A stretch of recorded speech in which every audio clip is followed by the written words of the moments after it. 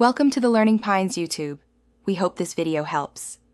You start by confirming compatibility and pairing the pencil. This saves time and prevents errors. Turn Bluetooth on in settings and bring the pencil right next to your iPhone. If your stylus requires a physical connection, plug it in or attach per maker instructions to initiate pairing. Once done, watch for the pairing prompt and tap Connect. Make sure batteries are charged. Low power can block pairing.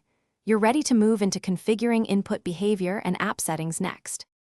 Now you configure how the pencil behaves in apps so writing feels natural. Open your chosen app and locate stylus or input settings. Enable palm rejection to stop stray touches.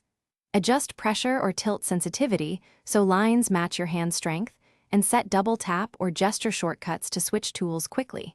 Ensure handwriting to text or palm erase features are toggled the way you prefer. Once these controls match your workflow, practice a quick stroke to finish, save your work and store or dock the pencil so it won't roll away.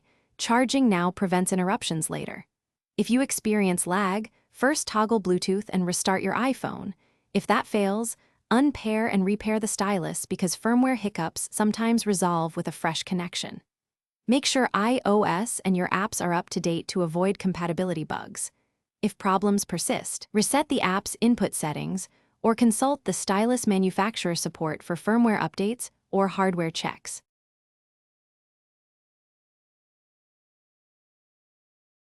Thanks for watching. Consider subscribing if we helped you.